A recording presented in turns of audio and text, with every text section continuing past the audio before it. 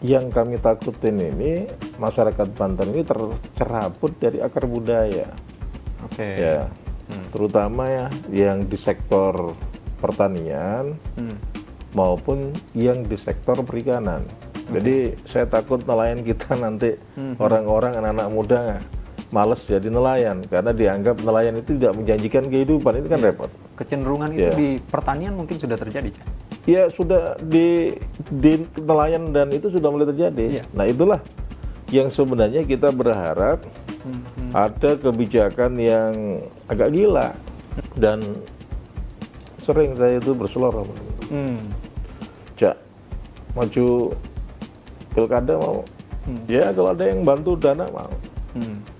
Dari pengembang mau nggak? Oh nggak. Oke. Saya bilang. Kenapa, Cak? Nanti dia akan minta kebijakan. Oke. Ya, dia akan minta kebijakan legalisasi sebuah produk hukum. Saya nggak mau. Karena kalau kebijakan di order orang, bos, bisa jadi bertentangan dengan kemauan masyarakat banyak.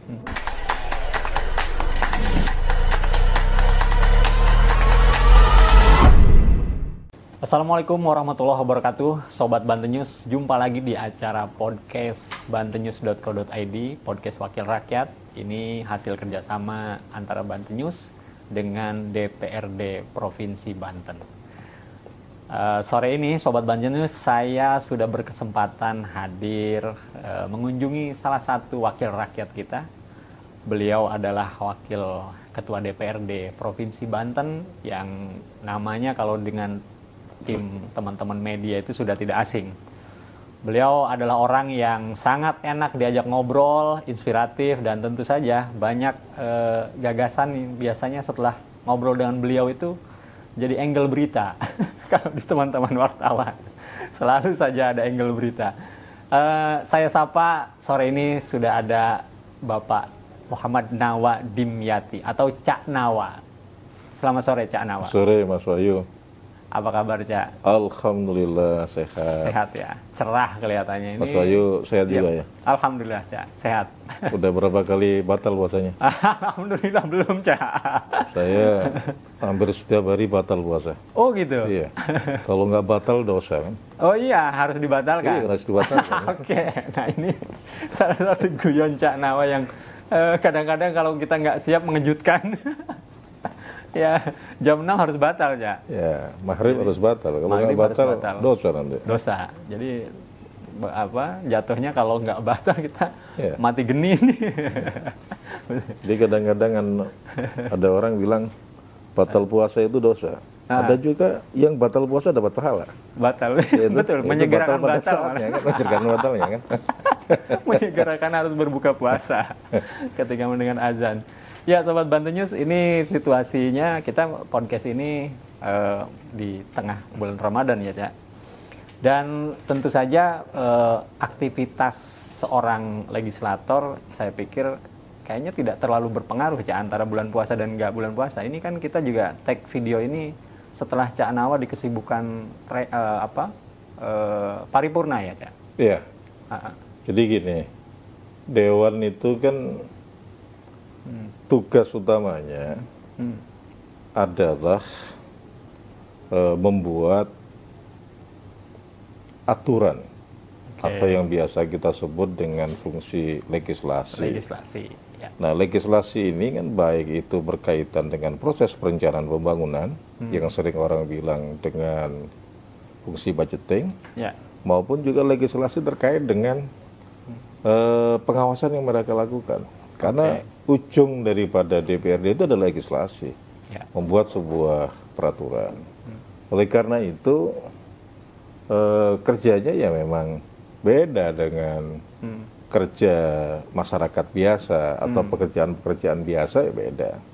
Ya kadang-kadang waktunya teman-teman istirahat, Dewan bekerja. Kadang-kadang teman-teman waktunya bekerja, Dewan istirahat. Ya. Nah, jadi ya memang harus harus lebih memahamin apa sih sebenarnya tupoksi daripada anggota Dewan di semua tingkatan, baik itu kabupaten, kota, provinsi maupun juga DPR RI. Jadi lebih banyak disibukkan bagaimana caranya membuat regulasi agar kesejahteraan, keadilan itu lebih cepat diwujudkan dan dirasakan oleh seluruh masyarakat. Saya pikir itu tugas utama daripada Dewan.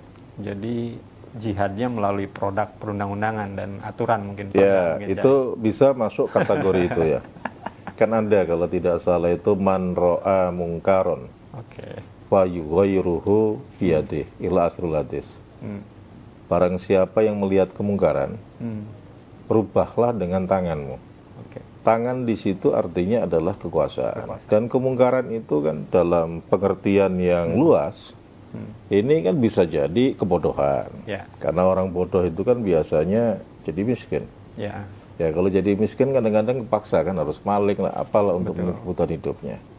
Jadi untuk memerangi kebodohan, yaitu dengan mendorong akses pendidikan yang sangat luar biasa untuk publik, ini sebenarnya adalah untuk mencegah kemungkaran.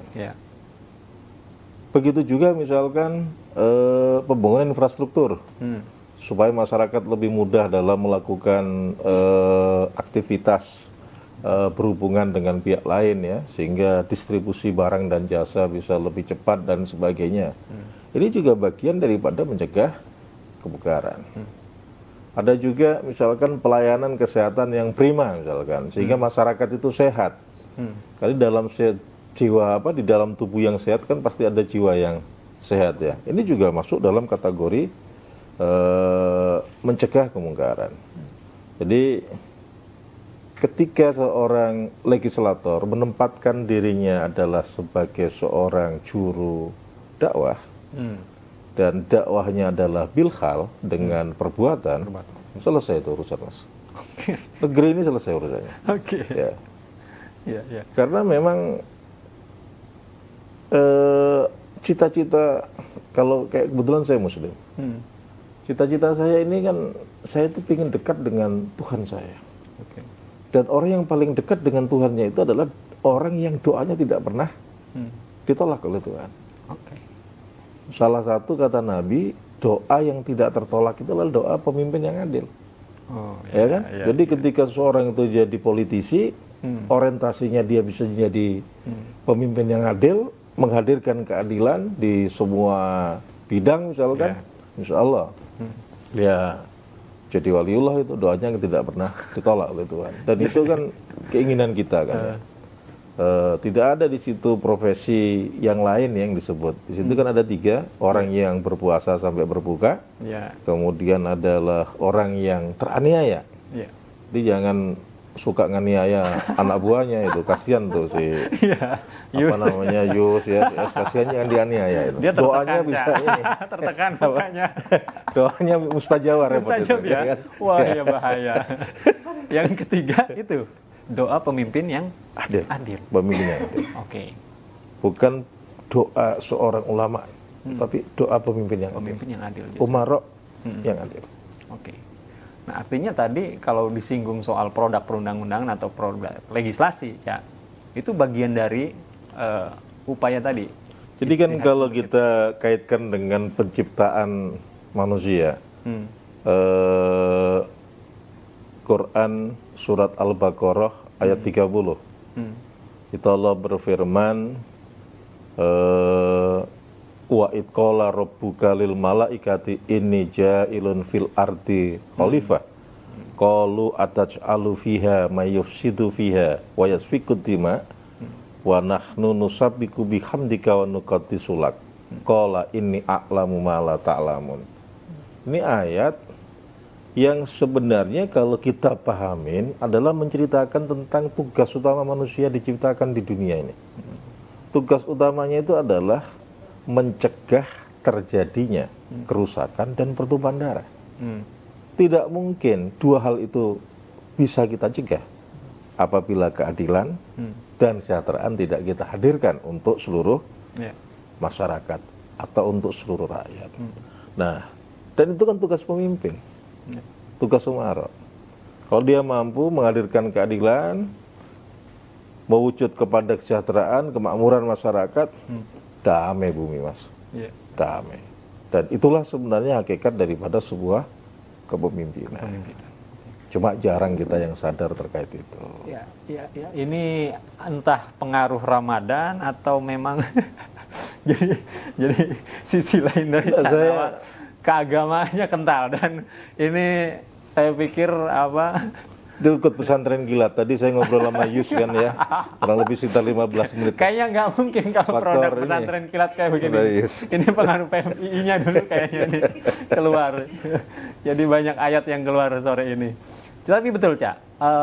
Itu hal yang mungkin kalau kita lihat hari ini merefleksi pemimpin misalnya, itu hal yang mungkin mudah secara konsep kita sampaikan ya, tapi kemudian dalam praktek itu kan memang berat ya, soal menghadirkan keadilan bagi seluruh rakyat Indonesia. Sebenarnya kalau kita ngukurnya salah satunya adalah dari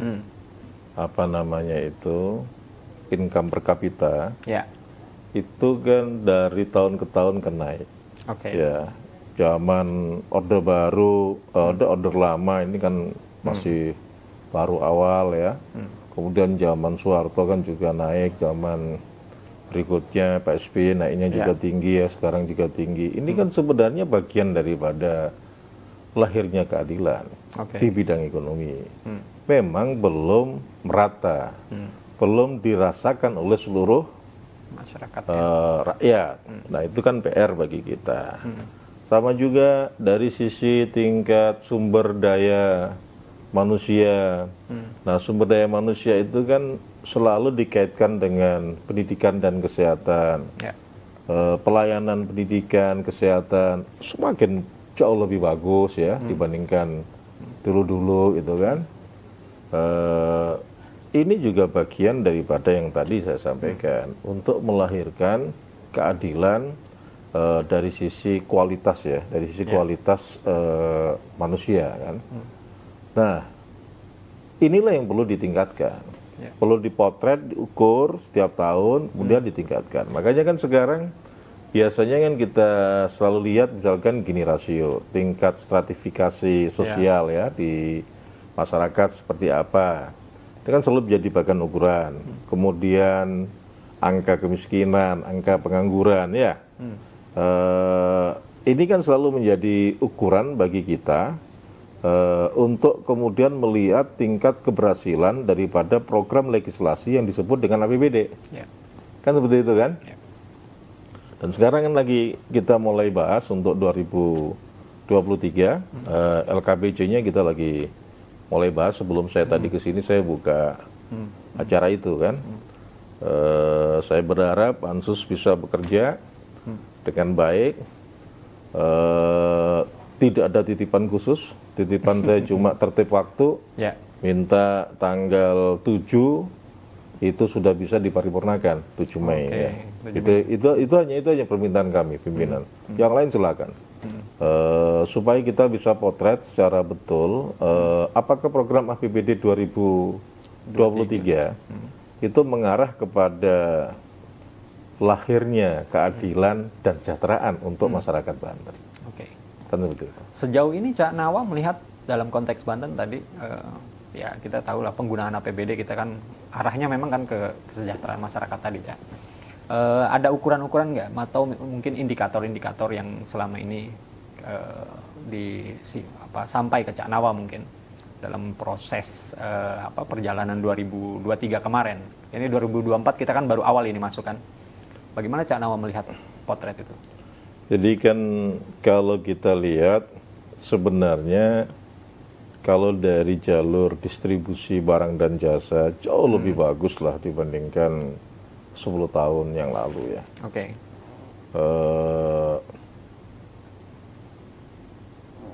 Rumah-rumah juga sudah mulai bagus, hampir semua teralirin listrik, internet juga masuk ya. Cuma memang ada satu hal yang kadang-kadang mengganggu di pikiran. Yang kami takutin ini masyarakat Banten ini tercerabut dari akar budaya.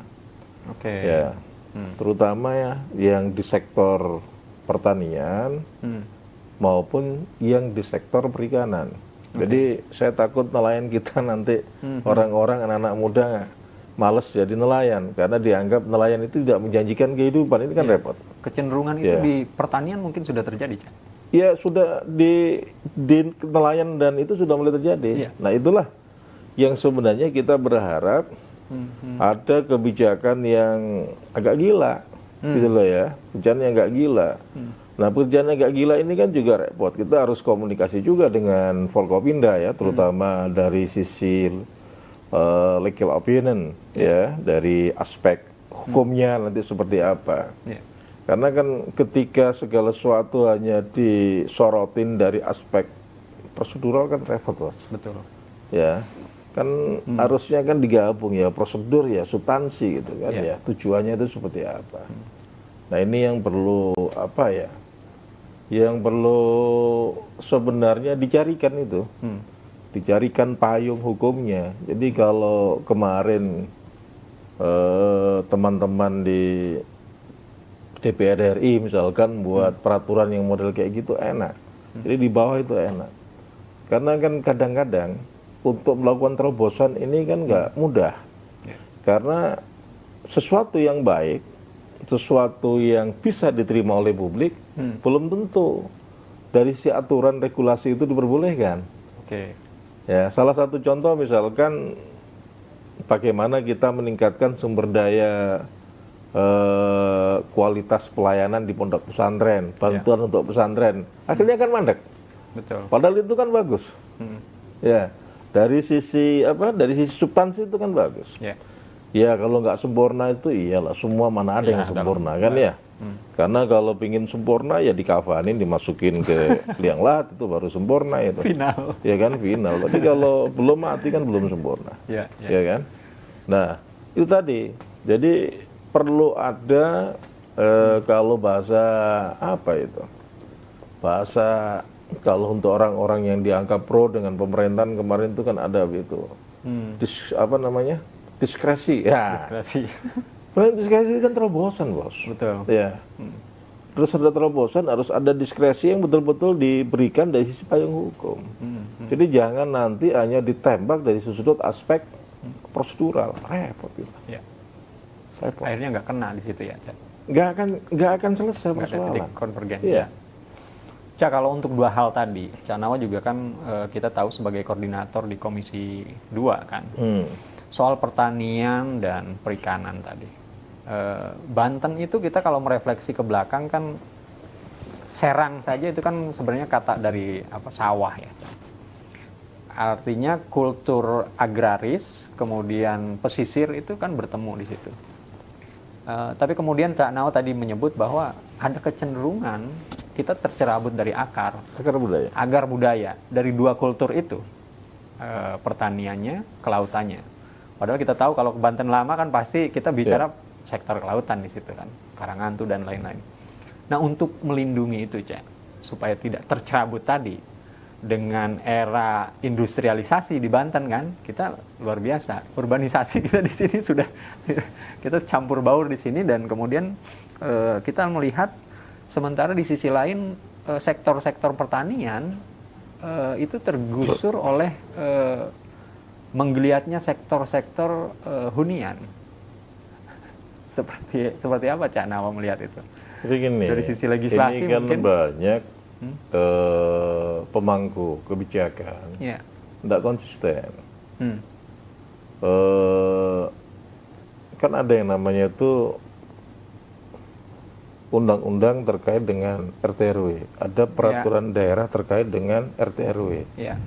Di situ kan jelas, mana yang boleh menjadi hunian, mana yang harus dipertahankan menjadi wilayah hijau, mana yang boleh dipakai untuk industri dan sebagainya kan jelas. Cuma kan persoalannya ini kan digoda terus nih. Lakukan perubahan lagi ya kan. Perubahan ini kan berkaitan dengan katanya ada ada pengembang, sisi ada lain investor masuk katanya, Cak. Investor ya. Pret ketek lah. Karena itu tadi, ketika kalian memahami pembangunan itu adalah membuat sesuatu yang baru, itu salah. Oke. Pembangunan itu adalah membuat sesuatu untuk masyarakat yang memang selama ini sudah hidup di situ bertahun-tahun. Kita bangun supaya kualitas kehidupannya jauh lebih bagus. Bukan kita bangun misalkan nggak mengubah. Lah kalau kita bangun misalkan kemudian orang di situnya kita ungsiin, namanya bukan bangun mas itu mas. Betul. Itu memaksa transmigrasi, gitu kan ya. Transmigrasi yang dipaksa. Dan itu jauh dari azas keadilan. Nah ini yang sebenarnya yang perlu juga dipikirkan. Memang duitnya gede bos. Kalau ada investor itu kan bikin plot yang sebelumnya hijau kemudian jadi bisa kuning dulu baru merah. Ya, gede itu duitnya bos. Ya kan? Oh itu duit nggak jelas itu di situ luar biasa besar itu. Nah itu yang suka menggoda ya. Iman para pemimpin kita kan itu. Makanya kemarin ketika saya lihat Cilegon ya sudah ada apa itu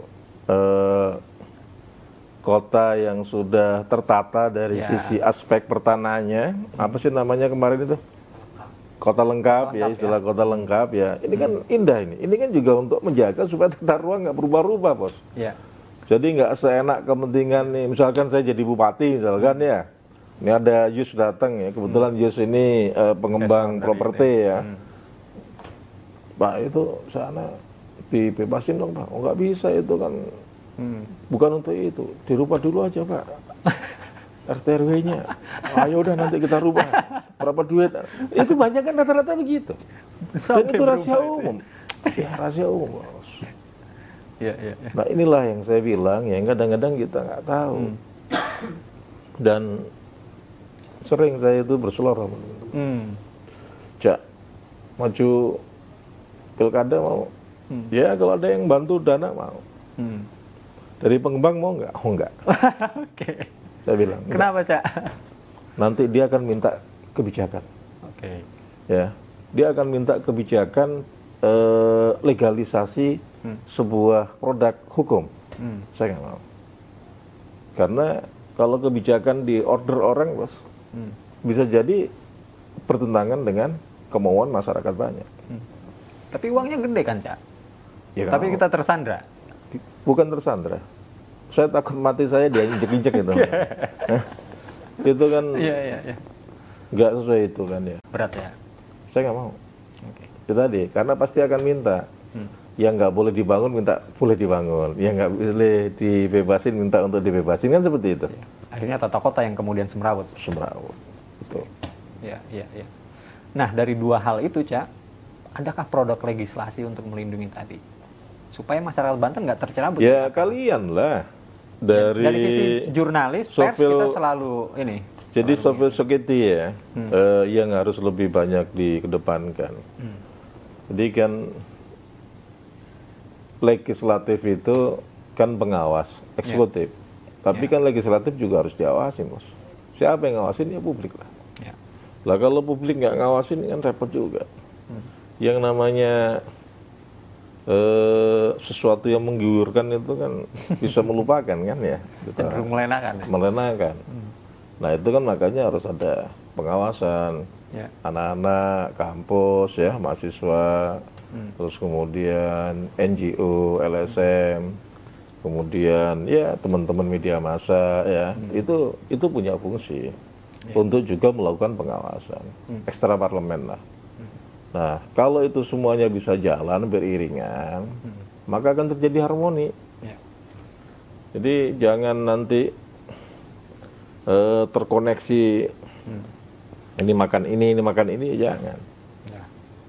Jadi itu yang menurut saya yang perlu dilakukan, ya kritis lah, tulis aja sebagai bagian daripada apa, membuat orang itu tetap berjalan di atas rel. Iya kan? Ya kalau udah diingetin, bos itu nggak boleh loh, udahlah ya ketua lagi, udahlah gitu kan. Jadi ya sekali-sekali kalian tulis misalnya, oh ini produk ini kayaknya belum sah nih, karena prosesnya belum selesai misalkan, dan sebagainya. Tulis sekali-sekali. Yeah. Supaya apa? Supaya kerja anggota dewan ya dalam mewakili aspirasi publik itu semakin hari semakin bagus, karena ada tanggung jawab, karena dia takut juga disorotin oleh publik. Saya pikir itu, Mas Wahyu. Ini yang membuat Sobat Banten News, rekan-rekan wartawan itu dengan Cak Nawa tuh nggak sungkan ya. Jadi, Cak, di sisi lain juga Cak, soal ini kita melihat Banten ini kan kemarin kita kebetulan dengan tupoksi Cak Nawa di koordinator Komisi 2 juga soal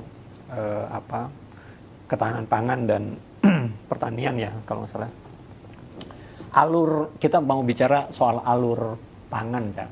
Di Banten itu kan kemarin kita mengalami juga imbas dari kenaikan beras ya. Kenaikan beras, kita tahu kalau di Banten, terutama yang di sini, di utara itu, lumbung padi itu kan banyak sebenarnya. Tapi kemudian alur padi ini terlalu panjang sampai harus masuk lagi ke kota Serang itu dengan harga yang berbeda, dengan dikemas berbeda. Jadi berasnya beras Serang, tapi harus di packaging dari luar gitu. Karena di sawah luhur itu kita sering melakukan peliputan juga, rupanya padi itu sudah diijon, Cak.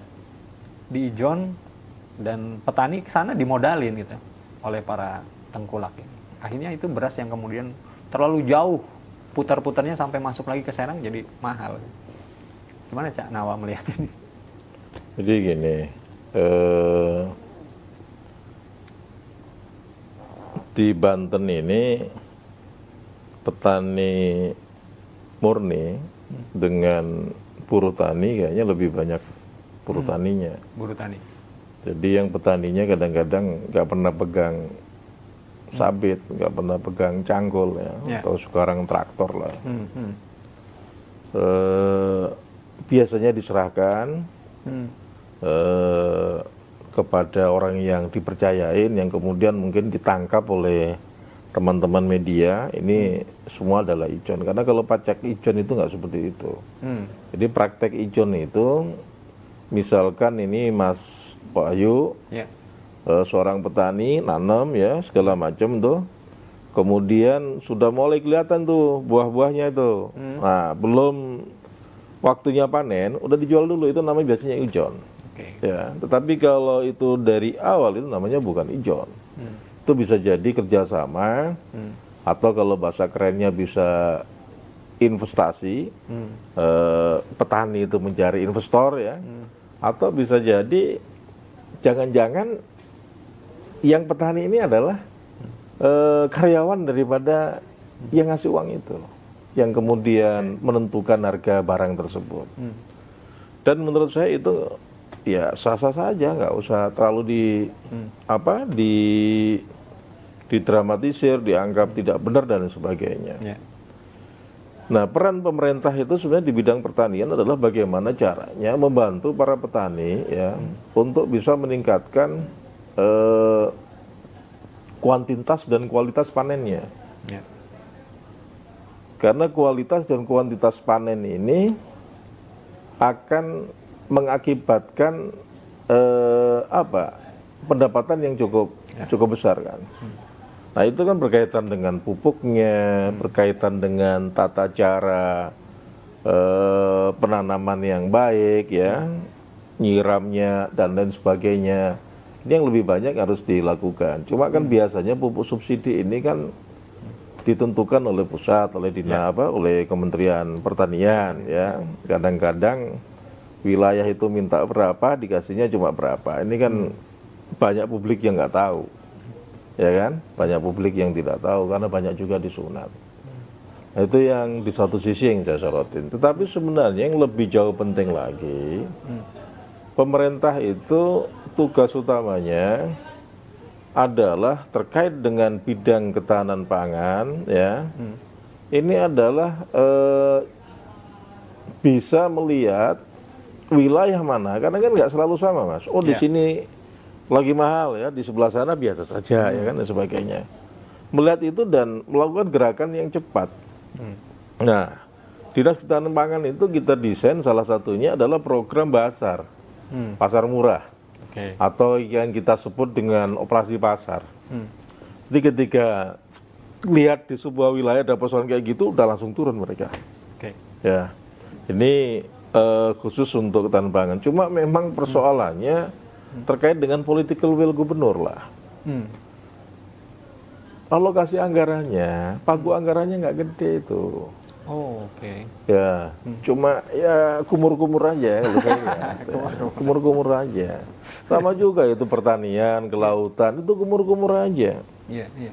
Ya. Sektor-sektor yang harusnya seharusnya menjadi cuma kumur-kumur aja. Ngukurin kewajiban. Ini kan persoalan-persoalan yang sebenarnya publik harus tahu. Ya. Kita udah kenceng ya tetap aja. Jadi anggaran Dinas Pertanian, Kelautan, Industri Perdagangan, Ketahanan Pangan, terus apalagi itu ada berapa itu? Itu pagu anggarannya nggak nyampe 3% daripada APBD, Mas. Dari sekian dinas itu, Cak? Iya. Ya, ini kan kadang-kadang kan memang ya gimana ya? Padahal kalau laut itu lebih banyak diurus dengan baik ya, seperti kayak pelabuhan, baik pelabuhan besar maupun kecil ya, itu segera bisa terwujud. Ini kan asik nih sebenarnya. Nenek moyang kita seorang pelaut kan, dan Banten ini maju luar biasa itu kan karena dermaganya. Ya, pada zamannya. Nah, kenapa kita nggak bikin dermaga yang cukup bagus kan? Jadi ya kayak sekarang pasokan ikan di Banten ini dari Jakarta, Bos. Padahal ngambil ikannya dari Banten. Kenapa? Karena sandar kapal-kapal besar adanya di Jakarta. Ini kan lucu. Ambilnya di perairan Banten. Teluk Banten. Tapi kemudian harus transit dulu ke Jakarta. Muara Angke. Jadi pasokan ikan dari Jakarta. Kan lucu. Ya. Nah, ini yang sebenarnya perlu kita berharap lah beberapa pelabuhan itu bisa berfungsi dengan baik. Ya, salah satunya ya harus ada tadi terobosan. Ya, terobosan dari kepala daerah, nggak bisa cuma diurus oleh kepala dinas itu. Itu harus menjadi visi daerah. Harus menjadi misi daerah. Kalau cuma jadi visi misinya kepala OPD, ya nggak kelar-kelar, Bos. Nggak beres-beres. Itu persoalan-persoalan. Nah, di sisi yang lain, apabila misalkan di TAPD mereka itu didesain pagu anggarannya misalkan 30 miliar misalkan. Kita kan bisa sebenarnya nambah. Dari 30 miliar itu menjadi misalkan 300 miliar, kan bisa aja kita nambah. Cuma kan persoalannya kalau itu kita lakukan, pasti akan dianggap ada mens rea. Mens rea melakukan kejahatan. Nah, itulah yang kita malas sebenarnya, menaik. Lah, gitu. Belum apa-apa, udah selesai dulu. Padahal proyeksinya tadi ya, untuk ke beberapa dinas strategis sebenarnya yang sangat strategis. Itu persoalan-persoalan yang terjadi di Banten, Mas. Jadi agak gimana ya? Agak liar juga kan enggak? Ya kan? Jadi saya itu pernah pas lagi ziarah ke makam Syekh Asnawi Caringin. Terus kemudian ya pura-pura dialog lah ya. Pura-pura dialog aja. Kalau langsung dialog dengan beliau kan emang kue apa? Belum sampai. Dialog batin ini ya. Pura-pura aja tapi ini bukan dialog beneran, pura-pura dialog. Itu ada komunikasi imajiner itu seperti ini. Aku nggak punya apa-apa.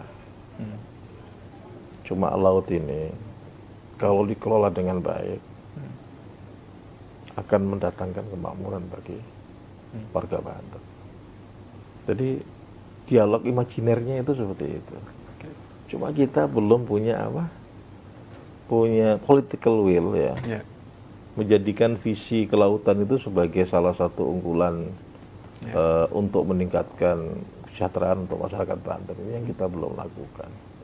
Jadi saya berharap ya teman-teman dari media di banyak kegiatan coba didiskusikan atau minta tanggapan dari akademisi ya dan sebagainya, sehingga pemangku kebijakan di Banten ini jadi apa? Jadi tersadarkan. Itu kaya loh kita itu kalau bisa kelola itu dengan baik. Jadi jangan cuma dianggap di dalam laut itu cuma ada pasir doang kan. Kacau itu kan. Nanti menambahkan begitu saja kita, kan. Pasirnya ditambah. Jadi cuma pasir doang. Selain pasir masih banyak yang lain, Bos. Iya. Ya. Itu idealnya berapa sih, Cak, sebenarnya kalau untuk tadi memaksimalisasi sektor-sektor tadi? Kalau selama ini hanya 3% dari APBD, kayaknya memang berat, Cak. Berat. Berharap nggak bisa terlalu berharap banyak. Jadi ideal dan tidak ideal itu kan sebenarnya kembali kepada rencana. Ya. Rencana apa yang akan dilakukan dalam 1 tahun itu. Kita baru bisa melihat ideal dan tidak idealnya. Kalau rencana dalam 1 tahun itu bikin pelabuhan, misalkan yang besar itu bikin pelabuhan 2 biji misalkan, itu kan jelas itu angkanya. Satu pelabuhan itu hampir ya sekitar 50-an miliar ya kan. Berarti kan untuk pelabuhan aja butuh sekitar 100 miliar. Ya hal kayak begitu, Mas. Jadi dilihat dari sisi perencanaan. Dan sebenarnya kalau kita melihat pelabuhan hari ini, baik Karangantu maupun beberapa pelabuhan ya memang kondisinya agak miris sih, Cak. Ya, agak miris. Kalau kita berkaca dengan sejarah dulu Banten mendatangkan banyak pelaut dan pedagang dari luar, melihat pelabuhan kita hari ini ya sungguh sangat jauh berbeda itu, Cak. Nah mudah-mudahan dari obrolan ini juga, Cak, setidaknya mengingatkan, menepuk pundak para kepala daerah di Banten, supaya untuk melihat sektor-sektor strategis tadi yang disebutkan Cak Nawa, supaya ke depan mungkin kita tidak hanya sebagai kota yang tanpa identitas, menurut saya, provinsi yang tanpa identitas. Dengan masifnya pembangunan dan industrialisasi, justru kita tercerabut dari akar tadi, Cak. Mungkin closing statement, Cak, yang perlu disampaikan mungkin di tema Sobat Banten News yang menyaksikan podcast ini, Cak. Jadi Banten itu punya laut, punya gunung, punya pabrik juga, punya kota modern. Ini apabila bisa dikelola dengan baik, tertata dengan baik di semua sektor, saya yakin Banten ini akan menjadi tempat bagi orang untuk meningkatkan kualitas kehidupannya di sektor ekonomi. Saya pikir itu, Mas. Ya, Sobat Banten News, ada banyak hal yang bisa kita dapatkan sore ini perbincangan dengan Cak Nawa.